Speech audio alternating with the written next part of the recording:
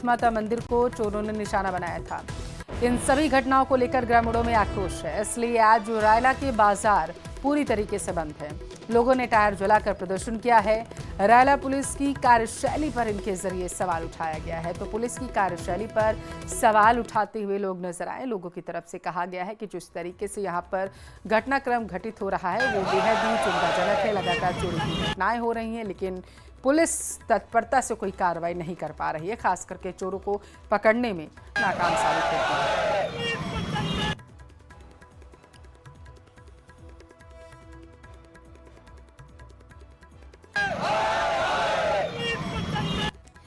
ज्यादा जानकारी लेते हैं, भीलवाड़ा से संवाददाता राहुल हमारे साथ टेलीफोन लाइन पर जुड़े हुए हैं। राहुल, लोगों ने टायर क्यों जलाया है, जरा दर्शकों को बताइए। जी बिल्कुल, देखिए रायला थाना क्षेत्र का पूरा मामला है। लगातार बीते दिनों में रायला थाना क्षेत्र में चोरी की वारदातें बढ़ती हुई नजर आ रही है और जो चोर हैं वो बेखौफ आते हैं और चोरी करते हैं और फरार हो जाते हैं।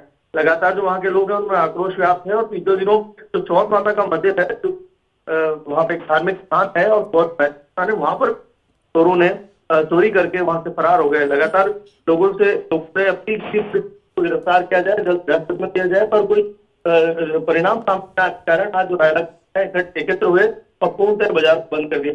यही नहीं, उन्होंने विरोध प्रदर्शन भी किया और टायर भी जलाया और जो रायला पुलिस है उनके खिलाफ नारेबाजी भी की है। रायला पुलिस हाय हाय के नारे भी लाया है। लगातार जो वहां पे प्रदर्शन करता है उनका एक ही कहना है कि हम बीते दिनों से लगातार जो पुलिस है उनको कह रहे हैं कि जो चोर है उनको जल्द गिरफ्तार किया जाए, पर उन्हें किया नहीं जा रहा है।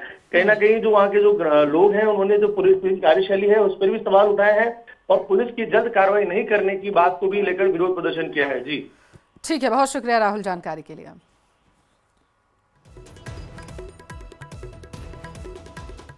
अजमेर से बड़ी खबर है, ठगों ने पति पत्नी को डिजिटल अरेस्ट कर लिया। 40 लाख रुपए की ठगी की वारदात को उन्होंने अंजाम दिया। बदमाशों ने पुलिस अधिकारी बनकर दरअसल 4 दिन तक दोनों को एक कमरे में बंद रखने के लिए कहा था खुद को, और इसकी किसी को जानकारी भी नहीं देने के लिए आरोपियों की तरफ से पति पत्नी को कहा गया था। ठगों ने 40 लाख रुपए अपने खाते में आरटीजीएस करवा लिए। साइबर थाने में तैनात एएसआई छोटू सिंह ने बताया कि अजमेर शहर के अलवर गेट इलाके में रहने वाले बिजनेसमैन एल्विस माइकल ने रिपोर्ट दर्ज कराई है। उनकी पत्नी के पास व्हाट्सएप कॉल आया जिसमें बदमाशों ने अपने आप को मुंबई पुलिस का अधिकारी बताया। कहा तुम्हारे अकाउंट में ब्लैक मनी आई है जिसे वापस किया जाए, नहीं तो इस मामले में कार्रवाई होगी। वो डर गए, बदमाशों ने इसका फायदा उठाया। फिर एक बार 14 और एक बार 26 लाख का आरटीजीएस करवा लिया गया।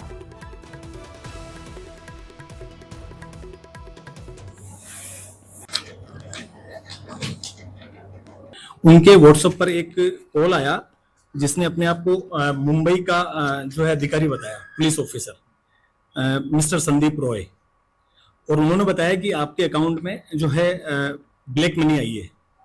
इस तरह से उनको झांसे में लेकर और उनसे 14 लाख एक और 26 लाख एक कुल मिला के उनको दोनों को अपने कमरे में रहने के लिए बताया। किसी को नहीं इस उक्त घटना के बारे में किसी को नहीं बताने के बारे में बताया और उनसे कुल मिला के 40 लाख रुपए जमा करवा लिए आरटीजीएस के माध्यम से। तब तक वो समझ नहीं पाया। जब 40 लाख इन लोगों ने जमा करा दिया तो इनको समझ में आया कि हमारे साथ जो डिजिटल अरेस्ट हो।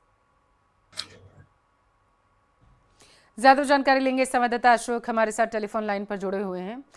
अशोक, 40 लाख की ठगी हुई है, बहुत बड़ा मामला है ये। जी बिल्कुल, 40 लाख रुपए की ठगी हुई है। अलवर गेट थाना क्षेत्र के रहने वाले हैं एल्विस माइकल। उनकी पत्नी के पास ये फोन आया था, व्हाट्सएप कॉल ये माध्यम से आया था। इसके बाद जब उन्होंने अपने पति को इसकी जानकारी दी और बताया कि किस तरह से ब्लैक मनी का हवाला देते हुए जो उनको पुलिस के नाम से जो है डराया धमकाया गया है, और उसके बाद उनको कार्रवाई की चेतावनी दी गई थी, जिसके चलते दोनों ही जो है बिजनेसमैन है दोनों इस मामले को लेकर घबरा गए और इसके बाद उन्होंने करीब 3 से 4 दिन जो है डिजिटल अरेस्ट रखा उनको, और उसके बाद 2 जो है आरटीजीएस करवाए जिसमें 14 लाख और 26 लाख का जो पैसा है वो जो है उन्होंने अपने खाते में डलवा लिया। और उसके बाद जब इनको पता पड़ा कि उनके साथ तो ठगी हुई है तो उन्होंने अलवर गेट थाने में संपर्क किया और उसके बाद साइबर थाने में इस मामले की शिकायत दर्ज कराई गई है।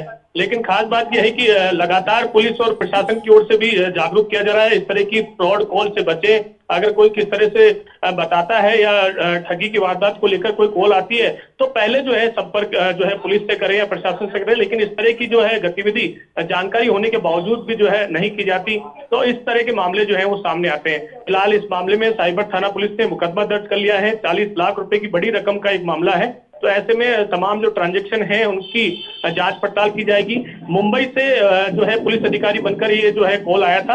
अब ये कॉल कहां से आया है, किसने किया है, इन सभी विषयों को लेकर जो है जानकारी पुलिस के द्वारा जुटाई जा रही है। जी, कितने दिन तक डिजिटल अरेस्ट रहे थे बिजनेसमैन और उनकी पत्नी?